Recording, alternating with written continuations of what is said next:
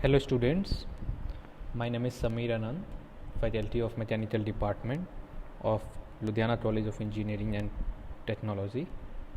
Today we will see the fresh topic of the theory of machine named gear train. Throughout the lecture we will see what is gear train, why we use this gear train, what are the various types of gear train, its applications, and through numerical point of view also we will discuss the things. So in the series of lectures we will complete this important topic. So without wasting time, see, gear, we know that gear is used to transmit the power, but why we use the gear train and what is a gear train? In simple term, if you see that it is a combination of gear. In a layman term, gear train is a combination of gears. So why we use gear trains? As the gear individually itself transmit power, but why we need this? So for this I will give you three reasons that why. That first, if there is a large distance between the input and output where to power have to be transmitted. Second, very high or very low requirement, velocity requirement, like the different velocity ratio is required. For that purpose also we use gear train. And third, that the multiple velocity ratios are in demand. So because of these things, the gear train is the requirement we have. So the simple it is written that we can see the two or more gear are made to mesh with each other to transmit power from one shaft to another. So such a combination we call a gear train or a thread train of a tooth wheel. So now we will see there are various types of gear train. In this slide you can see that generally we have a four types of gear train. First is a simple gear train, compounded gear train, reverted gear train, and epicycle gear train. All are very important type of gear trains. So one by one we will see each one of them. The first one, the simple gear train. What is the number? The simple, the name itself indicates the simple gear train. It means that the every shaft have only one gear in use. Means each shaft have a single gear. Right. From the diagram only we can see that each shaft have a one gear. Either it's a driven or a driven. If there is a two gear are in mesh, so driven or a driven. Or if there are three gears, one like the intermediate gear.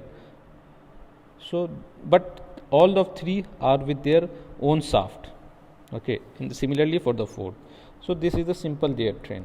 Now, if you see in the gear train, the speed ratio is required.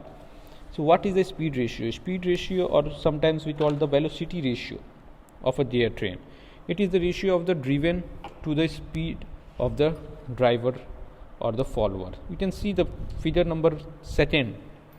In this, the driver and the driver, but in between there is an idler there. So the ratio of this first and the second, driver to the driver, is known as the speed ratio.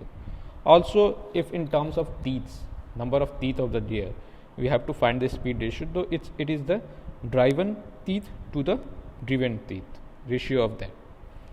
So after this speed ratio, now the train value. Actually train value is nothing, it's a reciprocal of speed ratio only, right? That is the N2 by N1. N2 is the driven speed and N1 is the driver speed, and here N is in RPM, revolution per minute, and teeth is the number of teeth, T. So when the distance, like I mentioned in the second picture, then that there are three gears. The middle gear we have the intermediate gears. So why we have to understand that why we need multiple gears. So in this slide you can see the first point, by providing the large size gear or by providing one or more intermediate gear, right? So the first method is very inconvenient, so that with a large number of large size gear we use, that is economically not feasible. Although the second method, which there are the small gears we use that are used at the intermediate, like in the picture shown, that is very convenient and economical. So the intermediate gear are also known as the idler gear, okay, and it does not affect the speed ratio, right? It is generally to turnette the gears when the large center distance is required, and this is also the main use of the gear train also. The second important is this, to obtain the desired direction of the motion, because if you can see, when the simple two gear are in mesh, so one if it is in clockwise direction, other it is in anti-clockwise direction. But if suppose there is one idler gear, that here it is the odd number of idler gear, so the direction will be same, the driven or the driver, because the idler gear, if it connected with the driver, it also connected with the driven, and when the driver is rotated in the clockwise direction, the meshing idler is anti-clockwise, and when it is anti-clockwise, it connected with the